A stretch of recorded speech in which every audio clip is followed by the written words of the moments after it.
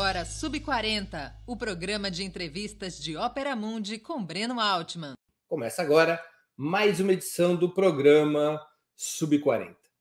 Nosso propósito é entrevistar convidados e convidadas que representam uma nova geração de lutadores, pensadores e realizadores. Homens e mulheres de até 40 anos, às vezes um pouquinho mais, que são referências no mundo do trabalho, da cultura e do esporte, das leis, da comunicação e da política.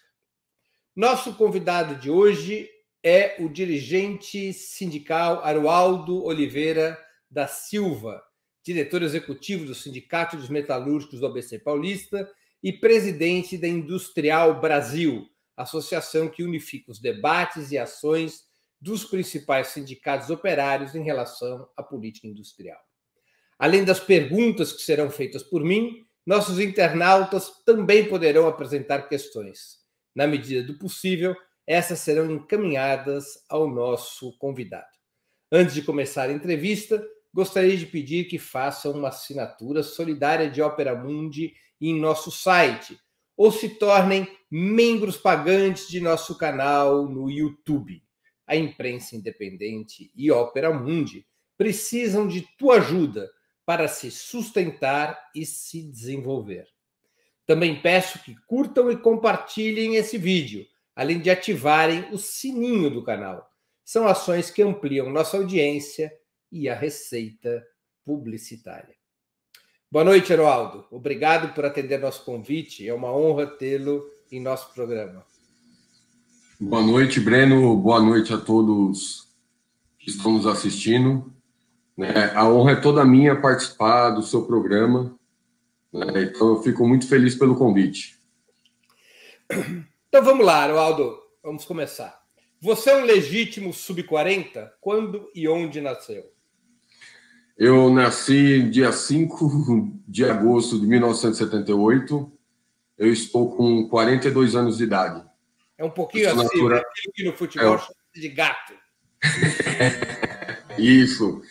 E eu nasci aqui em São Bernardo do Campo. Então, sou batateiro da gema aqui. Entendi. Conta um pouco como é que foi tua história de vida. Como é que você virou militante e dirigente sindical? Eu entrei na fábrica, eu sou trabalhador na Mercedes. Eu entrei na fábrica em julho de 1993.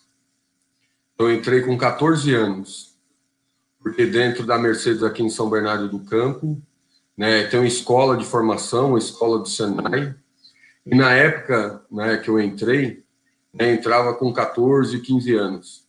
Eu entrei com os 14 anos na escola, fiz o curso de formação dentro da fábrica, mas quando você já entra no Senai, você já é funcionário da empresa. E na hora que você completava o seu curso, no passado, você já ia para alguma área da fábrica trabalhar. Então, aí eu comecei a participar do dia a dia, da vida dos trabalhadores, compreender algumas coisas. Mas, em paralelo a isso, eu sempre participei muito da igreja católica.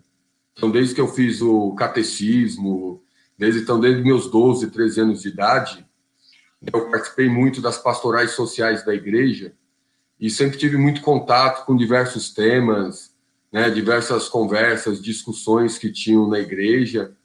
E, às vezes, até participava de algumas discussões que não sabia bem direito o que era, mas depois veio descobrir que eram discussões mais críticas, mais profundas sobre a realidade. Aí você faz a conexão. E eu tive contato com os membros do sindicato no dia a dia da fábrica, onde eu comecei a participar do sindicato.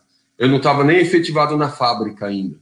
Quando eu comecei a participar das minhas primeiras assembleias no sindicato, e até quando eu efetivei, uns meses depois, eu disputei a eleição da CIPA, ganhei e comecei a participar. Mas só para terminar, para não alongar nesse ponto, mas tem um fato muito marcante, que quando eu estava no Senai ainda, estudando na escola, e foi em setembro de 1995, a Mercedes fez uma demissão em massa. E começa a greve na fábrica, um grande movimento, e nesse período meu pai trabalhava na fábrica. E meu pai, nesse período, estava trabalhando no mesmo horário que era o Senai, porque a produção sempre entra mais cedo, né, de madrugada, mas nesse período ele estava em outro setor trabalhando, então ele estava no mesmo horário do Senai, então ele estava indo e voltando comigo para casa no ônibus. Aí um dia a gente chegou, tá aquela greve e tudo mais, e o cara que estava em cima do caminhão de som fala, mas aqui a greve, mas o pessoal do Senai pode entrar. Aí foi todos os alunos do Senai entrando. Aí meu pai segurou na minha mochila e falou, onde você está indo? Eu falei assim, ó, o cara lá de cima ali do caminhão de som falou que eu posso entrar. Ele falou, não, daqui uns dias você vai virar funcionário da fábrica, você tem que saber o que está acontecendo. Então você vai ficar aqui, você só vai entrar depois da assembleia. Meu pai fez eu ficar lá, assistir toda a assembleia e ver quais eram os encaminhamentos. Teu pai é militante sindical?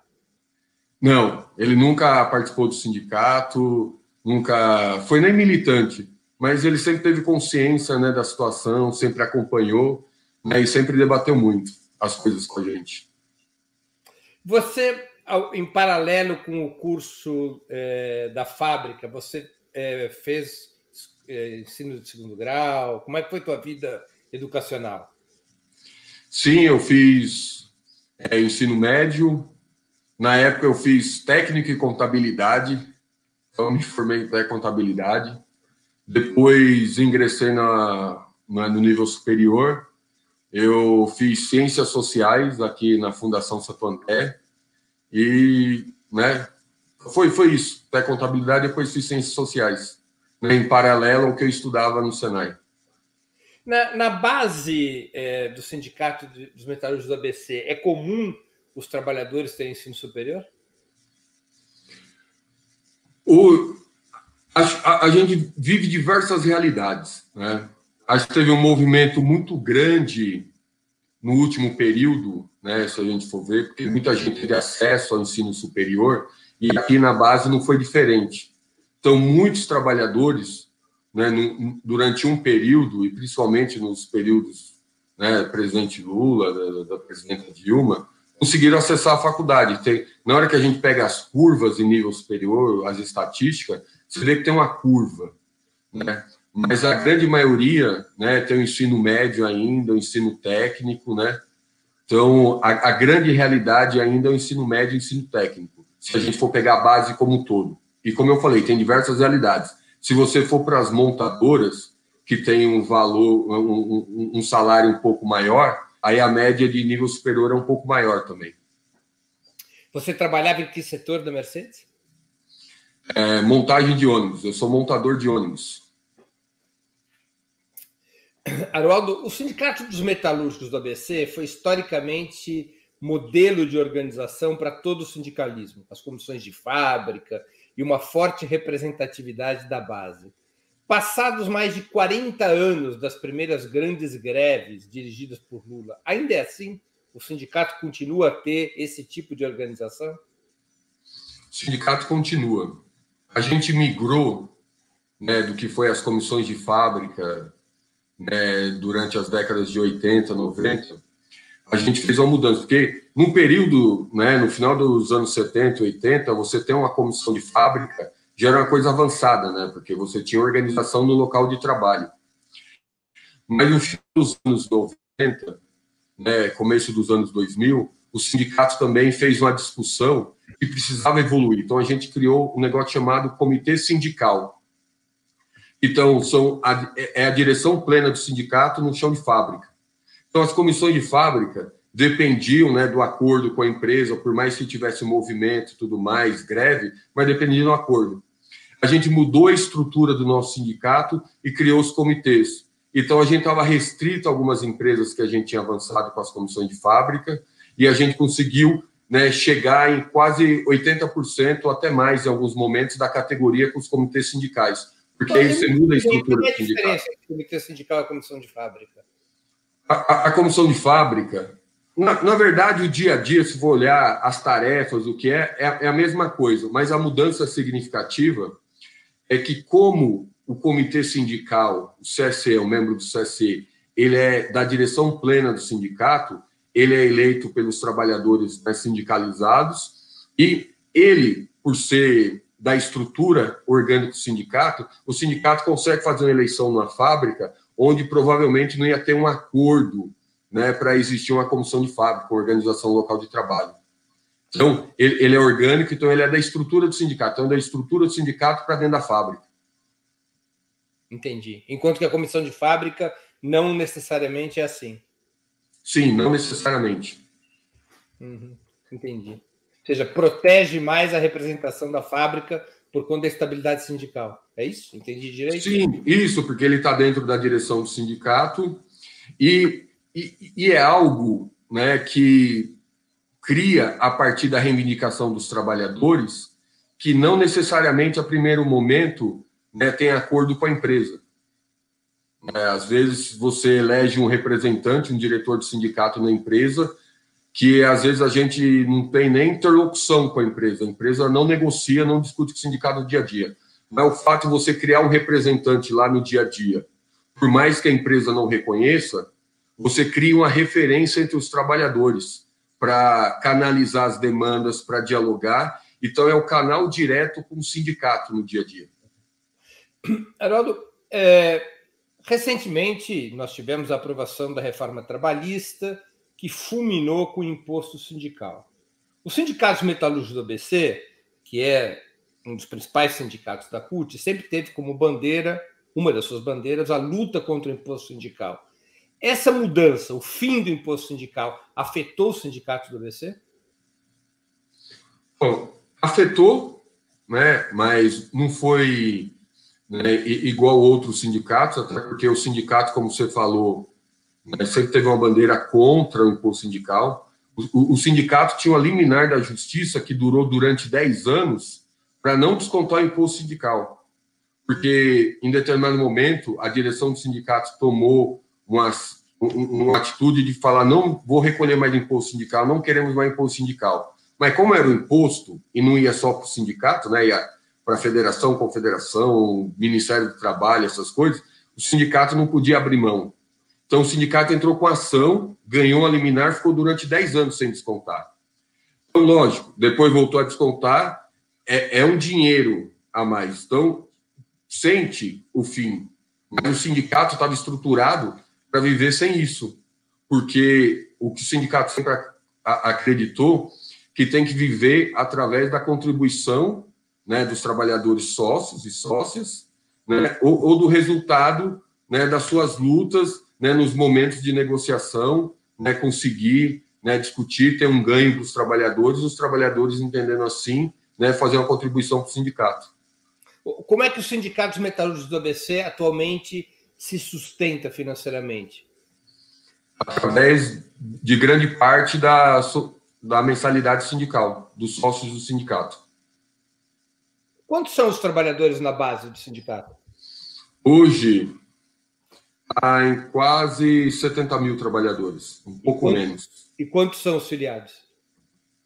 Os filiados, eu não tenho um número exato aqui, mas, no geral, é porque a gente tem umas discrepâncias. Você pega dentro das montadoras, chega a 80%, 90% de sindicalização, né?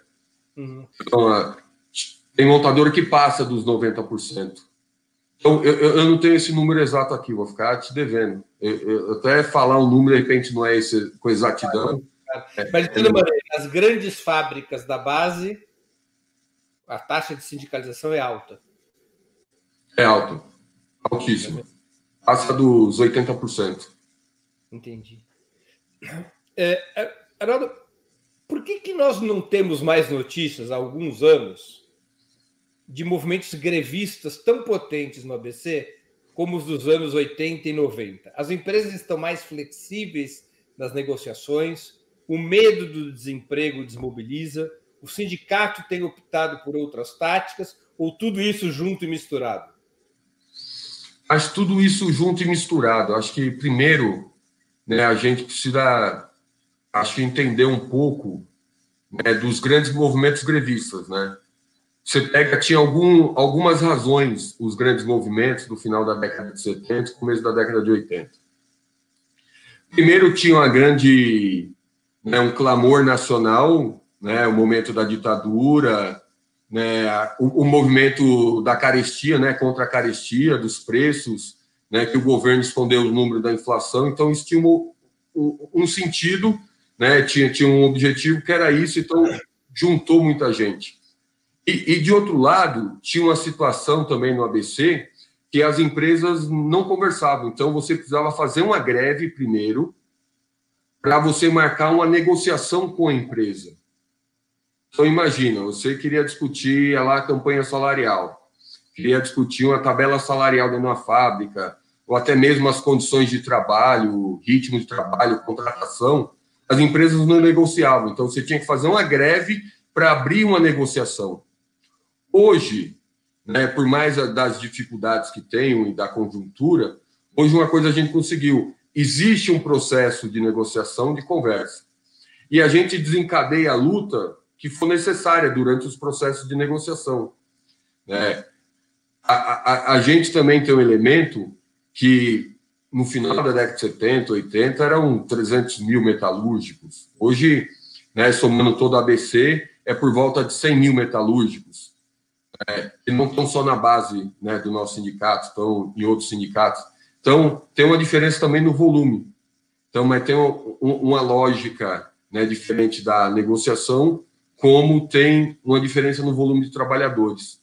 Mas o sindicato, né, continua fazendo as lutas, né, tem movimento de greve, né, tem as greves, tem movimento de passeata, né, até citando aqui recentemente, né, a gente fez muitas lutas aqui contra a reforma da Previdência, um tema que uniu muito a categoria, a gente fez mobilizações parando a via Anchieta, fazendo passeata, parando a via Imigrantes.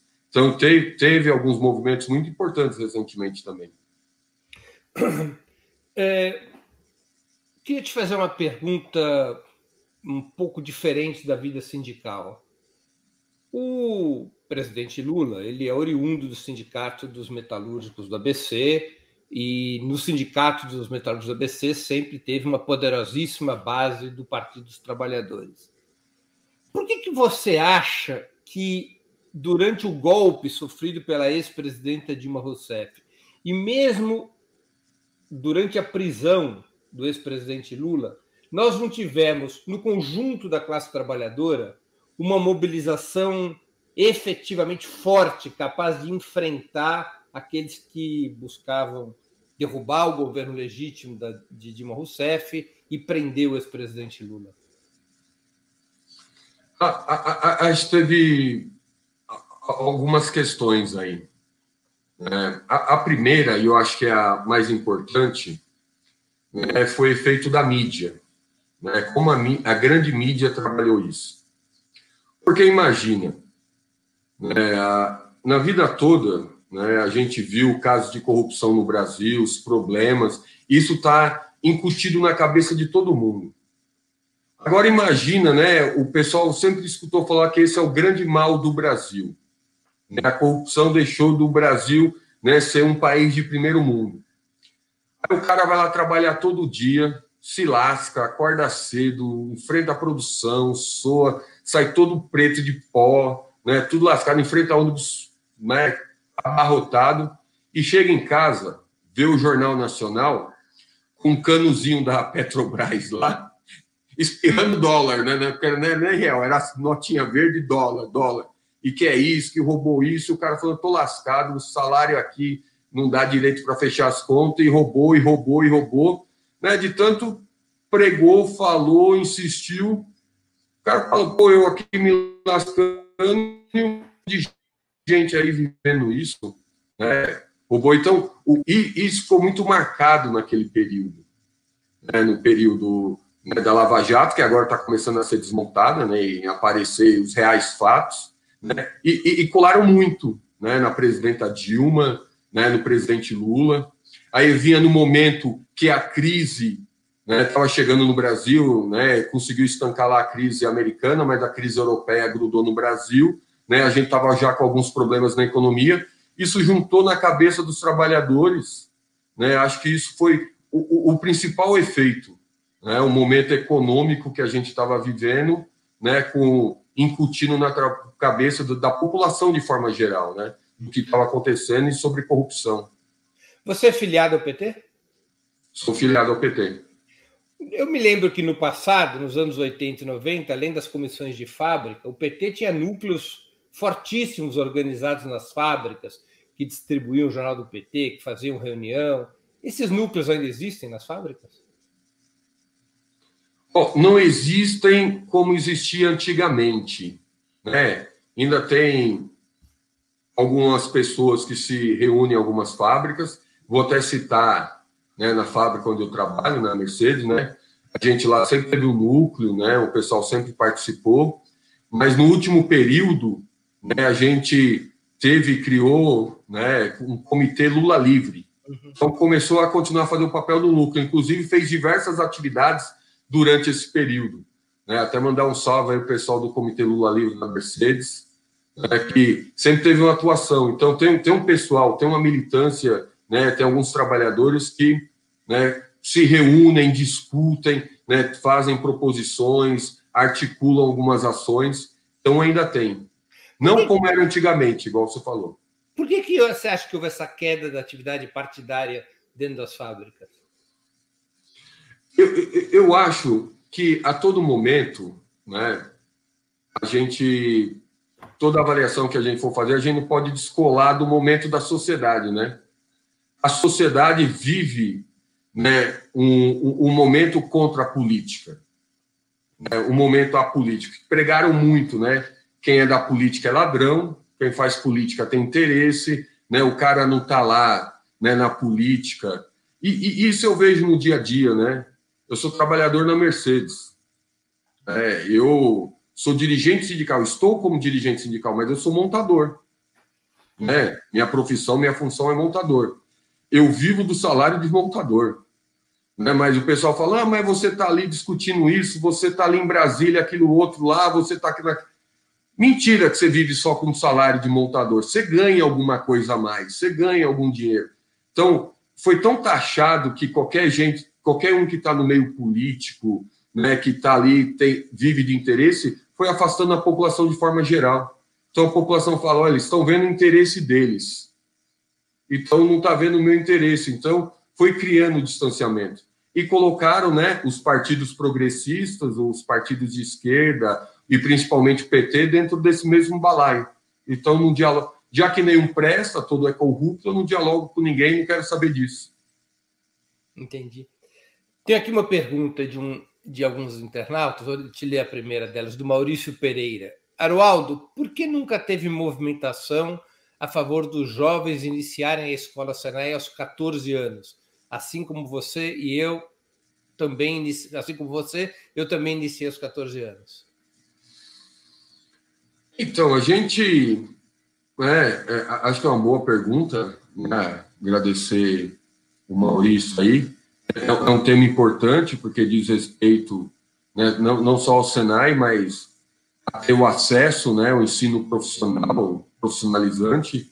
Eu acho que, falando do Senai diretamente, acho que é porque teve uma mudança, né, na lei de aprendizagem. Tem uma mudança na lei de aprendizagem.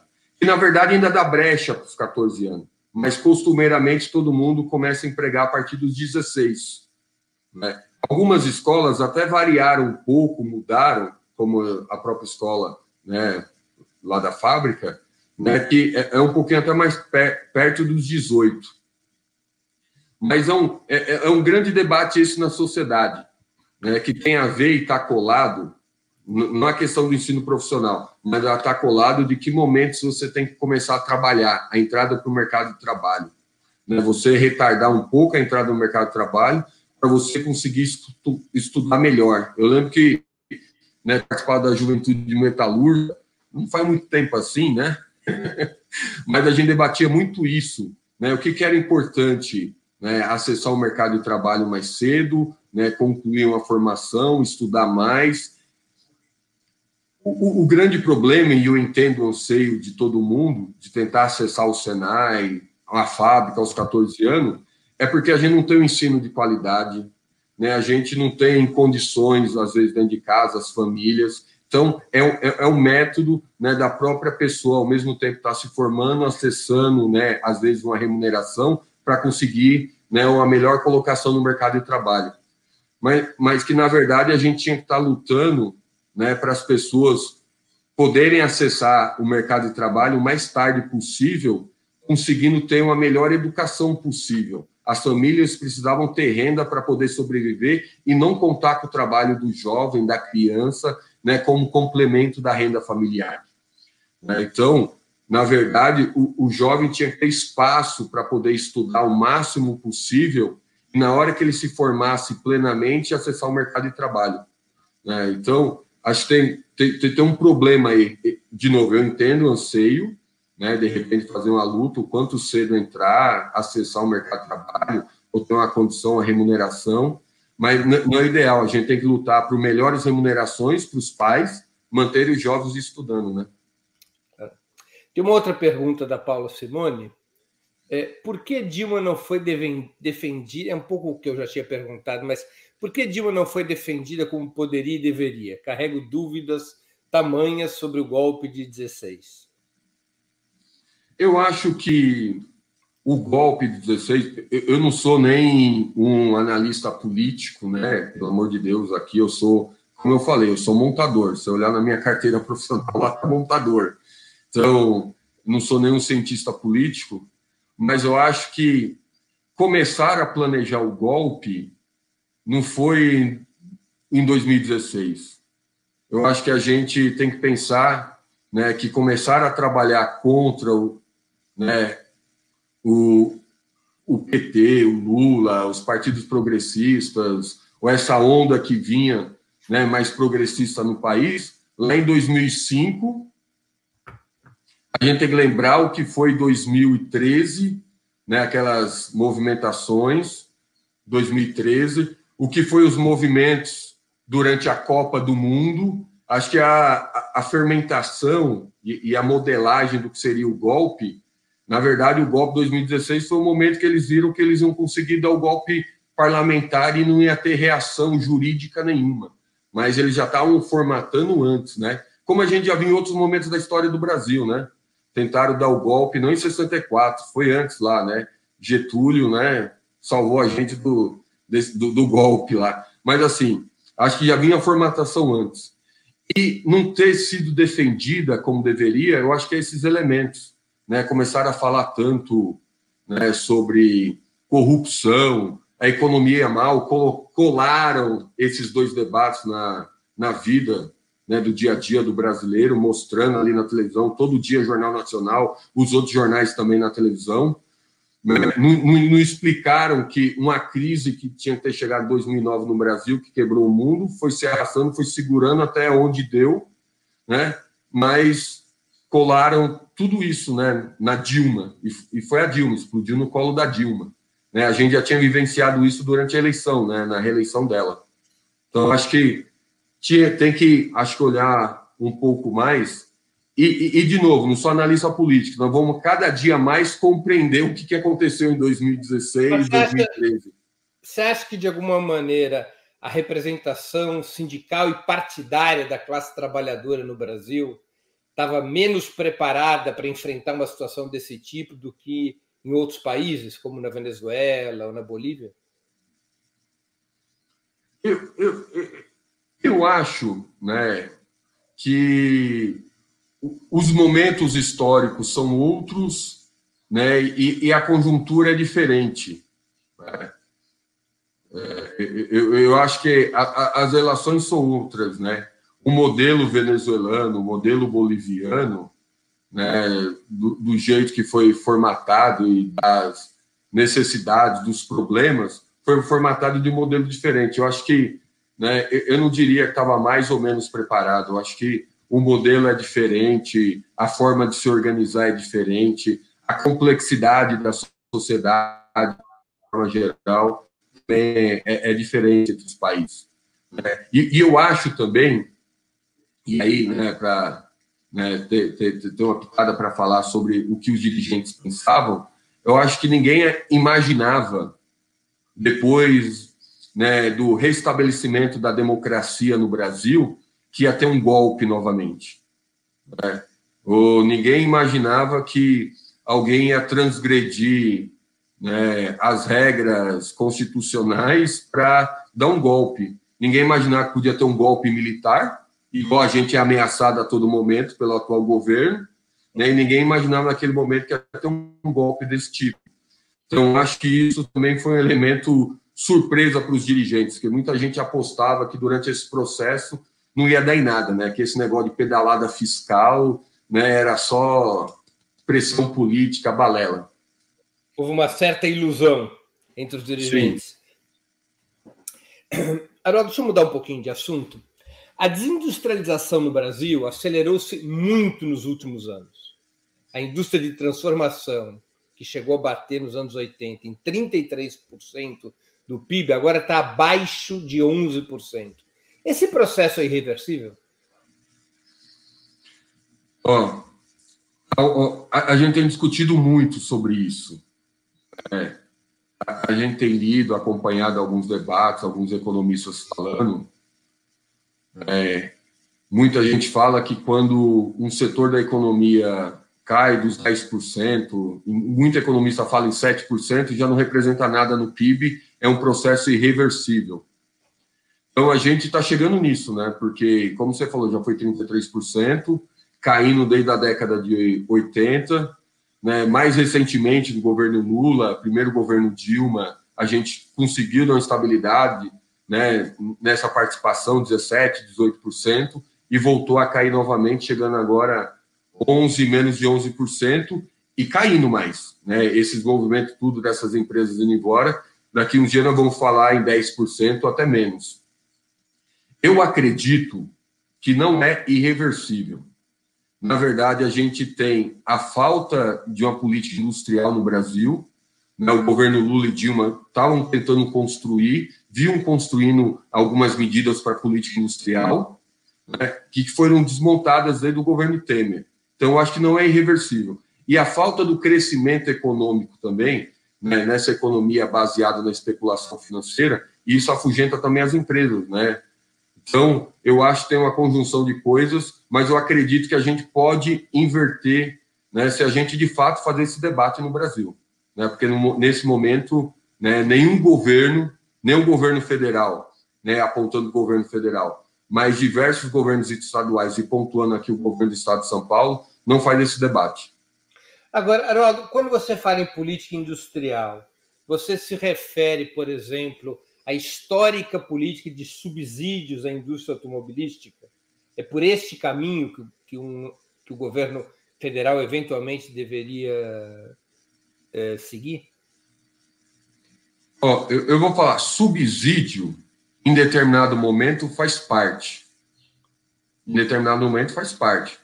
Porque, às vezes, o governo traça, né, um setor da economia, um setor da indústria como estratégico, então ele tem que subsidiar até aquele, né, setor se estabelecer dentro da economia, né, no setor da indústria.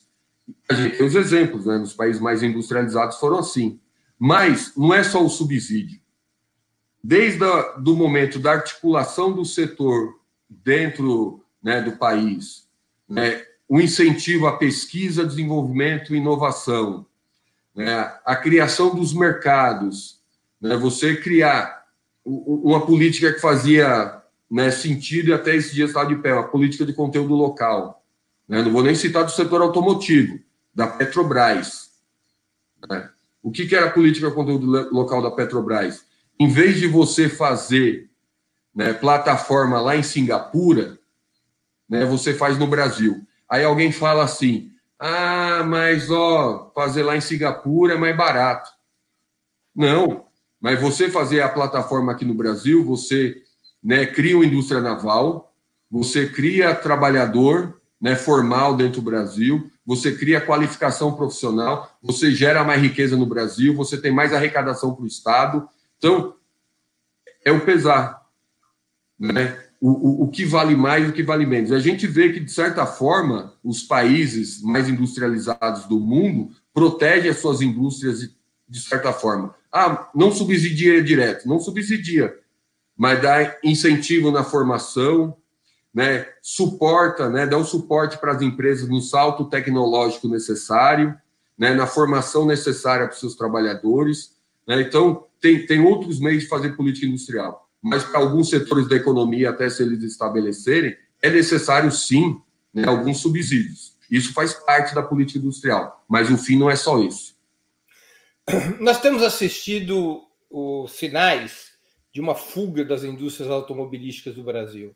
Você acha que o Brasil teria condições e vantagens de desenvolver sua própria indústria automobilística, como fez a China? Bom, eu acho... Deixa eu até detalhar. Por exemplo, no que você imagina como política industrial, pensada a partir do seu setor, caberia o Brasil investir na criação de empresas brasileiras, eventualmente até estatais, para construir carro elétrico? Nessa mudança tecnológica que se avizinha para o futuro? Pode chamar até de... classificar de algum jeito. Eu acho que é possível. Eu acho que é possível, sim. Se ter vontade do Estado, né, articular os atores, né, nacionais. E os atores nacionais são quem? Né, o próprio Estado, a capacidade do Estado, né, a capacidade intelectual que tem no Brasil de, né, criar tecnologia, fazer pesquisa, desenvolvimento e inovação, as empresas que estão instaladas no Brasil, você conseguir desenhar uma cadeia, né, de produção, né, a cadeia, né, que vai fornecer, eu acho que é possível. E é um debate, né, que a gente tem tentado começar a desenhar, porque esse debate do veículo elétrico está no mundo, né? A mudança da matriz energética é a pauta do dia. Então, a gente tem tentado discutir, em alguns setores, né, como a gente articular isso. Então, eu acredito, né, e de novo, mas tem que ter vontade política, né, e tem que ter o Estado, né, para articular tudo isso. Então, eu acho que é plenamente possível criar uma indústria nacional, né, principalmente para novos setores. Isso podia ser uma saída para o setor metalúrgico, especialmente para o setor automobilístico, inclusive de geração de emprego. Sim, podia ser uma saída, né? E o exemplo que você deu, o veículo elétrico, para o setor metalúrgico, setor automobilístico, mas podia ser saída para outros setores também. A gente está vivenciando um grande debate, né, que a gente fazendo nesse momento, né, por causa da pandemia, a necessidade que a gente tem, né, de insumos médicos hospitalares, né, dos mais básicos, né, e a gente pode pensar até no Tauífa, lá para as vacinas. Né? A gente desmontou a indústria que a gente tinha no Brasil, né, para você ter ideia. Até o começo dos anos 90, a gente fabricava em solo brasileiro 55% de todo o insumo médico hospitalar que a gente, né, consumia no Brasil. Hoje, a gente fabrica menos de 5%. E isso, os medicamentos estão dentro. Então, a gente está refém de 2, 3 países no mundo e a gente viu a necessidade de agora. Agora, baseado numa política neoliberal, fizeram isso, desmontaram o mercado, enquanto tem um monte de país protegendo seus mercados, suas empresas. Então, é plenamente possível você pegar um setor estratégico, você determinar um setor estratégico e você construir uma política e levantar, né, uma indústria, né, para dar conta daquela demanda, daquela necessidade. De novo, precisa ter vontade política, precisa ter uma política desenhada, porque a capacidade tecnológica a gente tem, né, a gente tem capacidade intelectual e a gente tem estratégia, tem empresas no Brasil, aí tem que fazer parte de uma estratégia. Então, acho que é possível, né, se foi possível na China, se foi possível em outros países como a gente vê, né, que tentam desenhar suas políticas industriais, criando empresas nacionais. Então, é possível no Brasil também. Vou ler mais algumas perguntas de espectadores e internautas nossos, Aroldo. O Sandro Vitoriano pergunta: Aroldo, como você enxerga e avalia a participação dos jovens no contexto sindical e político?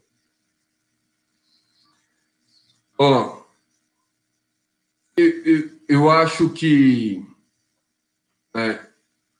porque falar, né, no senso comum, né, se a gente for pegar no senso comum, que os jovens hoje se interessam menos por política, não participam da política, eu acho que a gente pode cometer um erro, né, lógico, né, desde da década de 90, né, que a gente fez uma nova formatação, né, do que é a política, do que é a economia, com o neoliberalismo vem aquele negócio do individualismo, né, da meritocracia.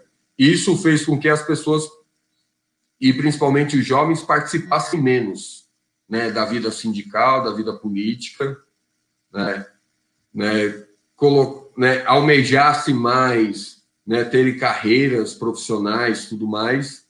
Mas eu acho que isso, né, interferiu, né, lógico, interferiu, mas eu acho que tem muitos jovens, ainda mais nos momentos como esse que a gente tem vivenciado no Brasil, que olham, né, que tem um problema e que o que está colocado não é o suficiente ou não é o correto, que os jovens se disponibilizam, né, e se dispõem a participar da luta. E aqui até um exemplo, né, eu vou até citar um exemplo, eu citei aqui, né, o exemplo que você perguntou na hora do núcleo, né, do Comitê Lula, né, que eu citei até, tem um Comitê Lula Livre lá na Mercedes, lá na fábrica, né, os trabalhadores se organizando. Boa parte são jovens que estão participando, jovens que querem entender o que está acontecendo, que querem, né, intervir, discutir, né, propor. Então, eu acho que momentos, né, eu não sei direito como classificar, de depressão política, né, do movimento apolítico da sociedade, surgem jovens, né, que sabem que eles podem fazer a diferença. Né? Então, eu acho que nós temos que tomar só um cuidado, né, na hora de avaliar, porque a gente pode espantar os jovens que, né, estão enxergando o que está acontecendo e estão participando. E na história do mundo, ou na história brasileira, a gente percebe que nos momentos decisivos, né, os jovens sempre participaram. Os jovens sempre foram decisivos, né, nas lutas e nas conquistas, né, que o povo brasileiro teve, né, em diversos países do mundo.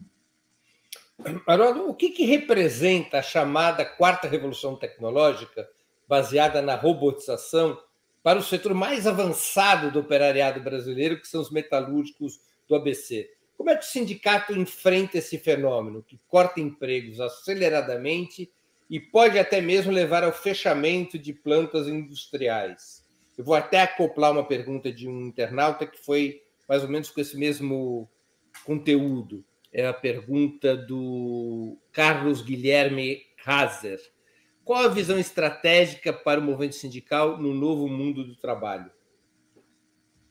Como enfrentar a revolução tecnológica, chamada Revolução 4.0, a quarta revolução tecnológica? Então, é um tema que a gente vem discutindo muito, né? A indústria 4.0, né? Digitalização. Então, além da robotização, tem a questão da internet das coisas, da conectividade, né? Impressão aditiva, experimento com novos materiais. Tem diversos elementos, né, na indústria 4.0, nessa nova revolução industrial ou revolução tecnológica. O sindicato vem tentando compreender, né, vem tentando discutir, acumular o que é essa indústria 4.0, né, e vem tentando intervir. Né? Por que o intervir? Tentar negociar esse processo, né, de implementação através de luta, né, muitas negociações a gente teve que fazer greve, movimentos, né, eu cito mesmo, até o exemplo da fábrica, no trabalho lá na Mercedes, a gente em 2014 fez uma grande negociação sobre o futuro da fábrica, né, que passava para a discussão da indústria 4.0. E a negociação só saiu depois de greve, de movimento, né, que os trabalhadores, né, decidiram intervir no processo e na discussão, porque a empresa queria desmontar a fábrica aqui em São Bernardo do Campo. Então, num processo de lutas, a gente conseguiu fazer um acordo de investimentos. Então, a gente tenta intervir para tentar diminuir os impactos. Porque a gente sabe, através das novas tecnologias, tem um ganho de produtividade, né, tem um ganho de escala de produção, então tem, né, afeta diretamente os empregos ou a geração de empregos. Mas um exemplo, como eu citei, da Mercedes. Muitas montadoras estão pensando até mesmo, planificando, né, o fechamento de filiais no mundo inteiro. Né? Assim, Porque o maior investimento, só até terminar, né? Claro. Porque a gente fez a negociação em 2014, tem impacto nos empregos, né? Porque novas tecnologias, mas isso, a longo prazo, você consolidou a fábrica, né? No momento da melhora da economia, você garante os empregos, né? Você mantém os empregos aqui na região onde a gente negociou. Mas o maior investimento em tecnologia estão nas matrizes, e a gente sabe disso, né? Na Europa, Estados Unidos, Japão, China, que é um grande player hoje, né? Índia, a gente vê, né? Então, na medida que tem essas novas tecnologias, tem um ganho de escala tremendo, né?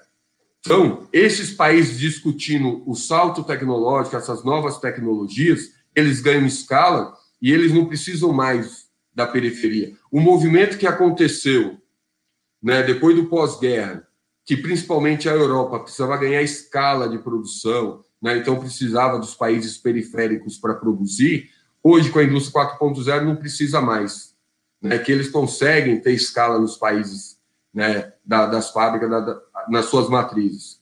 Então, por isso, né, precisa de ter governo. Por isso, precisa de ter política industrial. Para a gente traçar qual que é a estratégia brasileira nesse cenário. A saída de todas essas empresas que a gente está vivenciando e caindo a participação da indústria é por falta de política industrial. A gente não tem uma política clara. Vê o caso da Ford, só para terminar aqui, né, respondendo.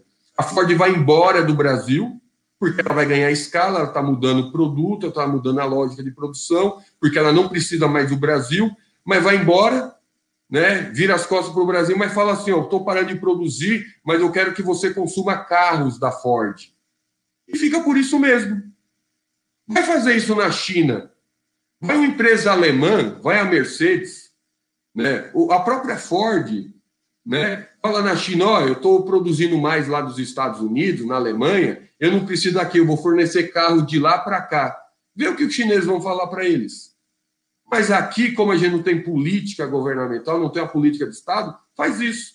Então, por isso que depende de política industrial. Depende de política, né, do governo. Uma coisa que nós não temos nesse momento, governo.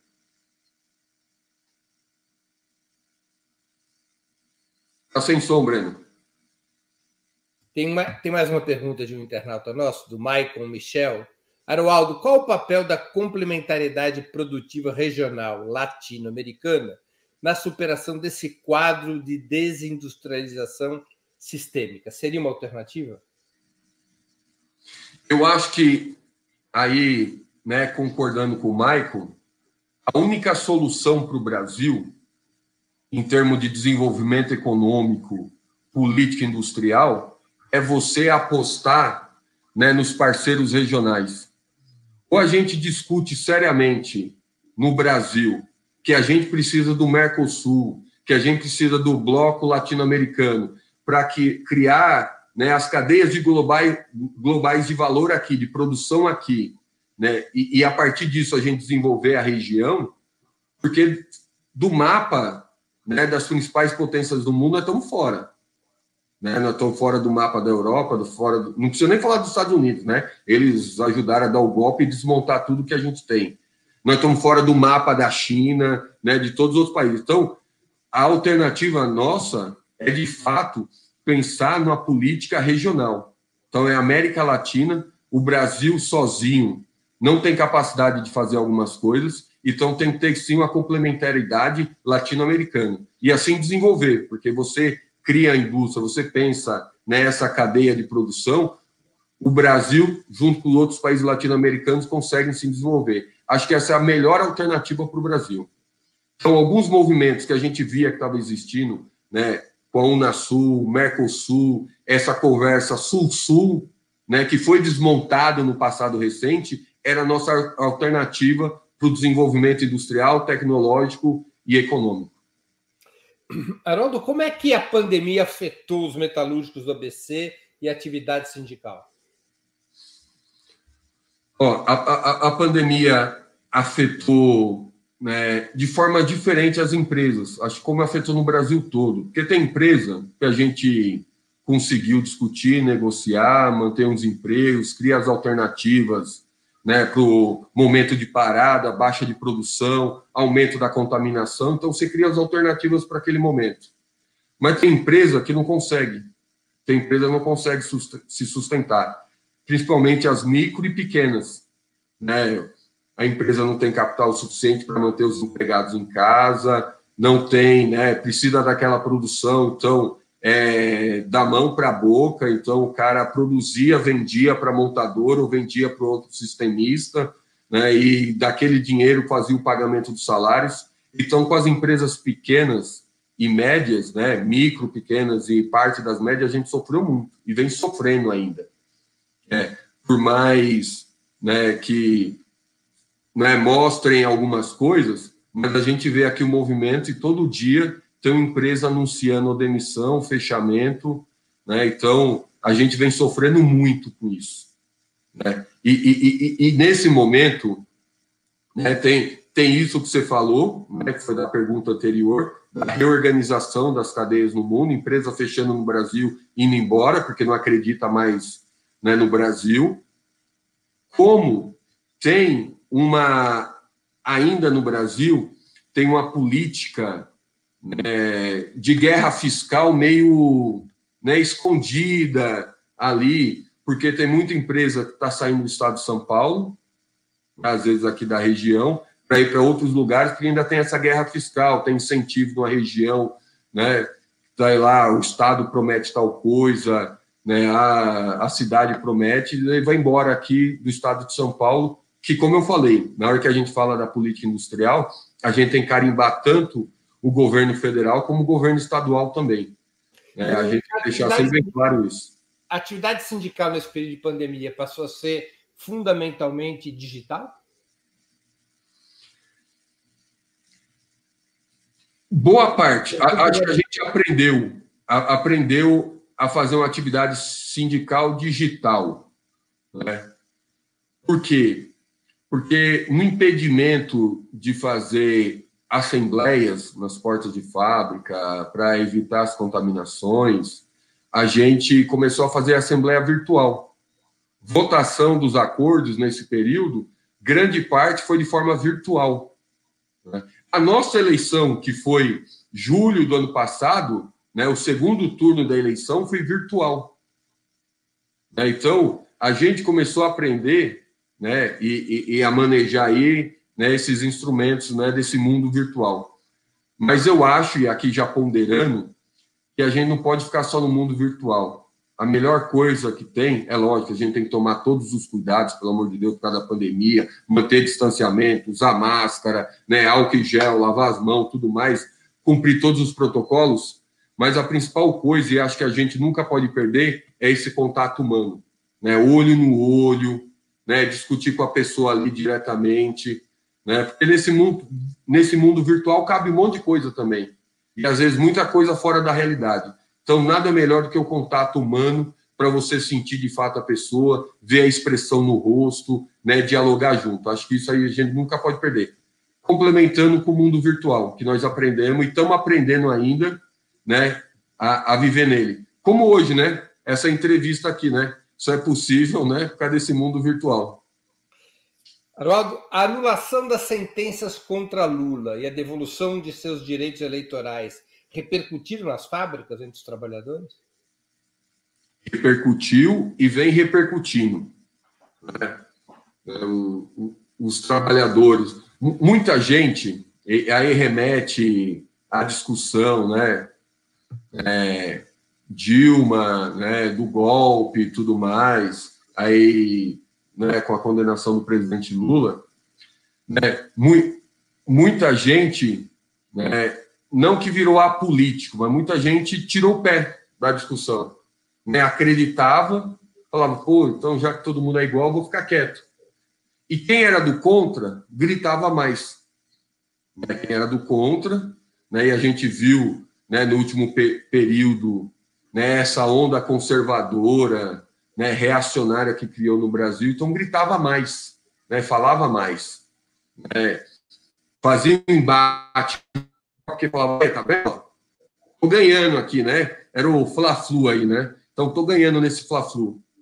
Agora que reverteu e começa a mostrar algumas coisas no dia a dia, o que era a Lava Jato, né? Tem um estudo até muito importante do Diese, que fala o que a Lava Jato representou para o Brasil, né? Que foi a perda de mais de 4 milhões de empregos no Brasil, né? Mais de 170 bilhões de investimentos diretos no Brasil. Daí as pessoas começam a refletir o que era isso, né? Por que a Lava Jato não atuou, né, só na discussão da corrupção, então, só com os presidentes das companhias? Porque os empresários não sofreram processo, né? Estão tudo aí nas suas casas, nas suas mansões, tudo mais. Foram caçar algumas pessoas específicas, né? Uhum. E falaram, né, que retornaram algum dinheiro para o Estado, que é infinitamente menor do que o Estado perdeu. Então, agora está aparecendo algumas verdades, volta o debate com os trabalhadores, né? E aqueles que tinham ficado recolhidos, né, porque estavam levando, né, porrada todo dia por causa disso, né, volta a falar. E aquele que achava que tinha verdade suprema começa a ver que não era nada daquilo que ele achava. Mudou para ele. A anulação das sentenças contra o ex-presidente Lula mudou o clima nas fábricas, você acha? Mudou o clima. Mudou bastante o clima. Haroldo, a gente está chegando aqui ao fim dessa entrevista, muito interessante, eu tenho certeza que nossos internautas estão aproveitando muito. Eu vou agora para nossas perguntas ping-pong. Time de futebol. São Paulo Futebol Clube. Igual tem uma galera aí que tá vibrando aí, ó. Igual meus filhos. Eu até agora não consegui entrevistar um santista, eu acho. Ixi. É que sub-40, meus filhos dizem, pai, sub-40 não vai achar santista. Aí, ó. Livro inesquecível. Livro inesquecível? Um livro que eu gostei muito e que me ajudou muito a pensar diversas coisas foi A História da Riqueza do Homem, Léo Huberman. Léo Huberman. Música preferida? Música preferida? Eu gosto muito de Legião Urbana. Perfeição. Perfeição, Legião Urbana. Filme marcante? Filme marcante acho que é Tempo de Matar. Marcante. Que é a história, né, que um grupo branco, né, eu não sei se era da Ku Klux Klan, né, sequestram a menininha negra, estupram ela e o pai reage e é processado por isso, que acaba matando um dos brancos. É fantástico esse filme para a gente fazer uma reflexão sobre desigualdade social e discriminação. Ídolo político? Eu tenho alguns ídolos políticos, né? Pensar aí Lenin, né? Fidel, né? E com certeza Luiz Inácio Lula da Silva. Evento histórico do qual gostaria de ter participado?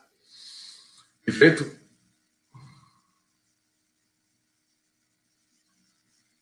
Tem diversos eventos históricos, né? Eu gosto de ficar pensando, como eu gosto muito do Lenin, né? Eu gosto de ficar pensando muito o que foi a Revolução Russa, né? Alguns momentos da história muito marcantes. Mas eu acho que tem um evento, né? E vou falar, acho que eu nunca falei muito sobre isso, né? E não é nem pela questão tecnológica, eu vou falar porque tinha uma guerra no meio, né? Que era a Guerra Fria, mas a chegada do homem na Lua, né, para mostrar, né, vendo lá da Lua, né, que a Terra é um pontinho só nesse universo, então que a gente é insignificante, ainda mais nesse universo em expansão, e tem gente que se acha melhor que os outros ainda nesse mundo. Então acho que esse é um evento marcante para mostrar o quão insignificante a gente é, para a gente ficar criando intriga ou criando desigualdades, né, dentro desse mundo. Haroldo, muito obrigado por teu tempo e por ter participado do Sub-40. Tenho certeza que nossos internautas, nossas internautas aproveitaram muito essa hora de conversa. Obrigado, Breno, obrigado você pelo convite, obrigado a todos aqui que nos acompanharam. Fiquei muito honrado aqui de participar do seu programa e estou aqui à disposição para outros momentos. Obrigadão, hein? Chega ao final mais uma edição do programa Sub-40. Hoje o nosso convidado foi Haroldo Oliveira, dirigente do Sindicato dos Metalúrgicos do ABC Paulista. Queria agradecer a audiência, especialmente a todos que enviaram perguntas, pedindo desculpas por aquelas que não puderam ser lidas. Mais especialmente ainda, minha gratidão aos que contribuíram com o Superchat ou o Super Sticker, aos que se tornaram membros pagantes do canal de Opera Mundi no YouTube ou que fizeram uma assinatura solidária em nosso site. A próxima edição do Sub-40 será no dia 6 de maio, quinta-feira, às 20 horas, sempre nos canais de Opera Mundi, no Twitter, no Facebook e no YouTube. A convidada será a ex-deputada federal e candidata a prefeita de Porto Alegre em 2018, Manuela Dávila. Até lá e um grande abraço.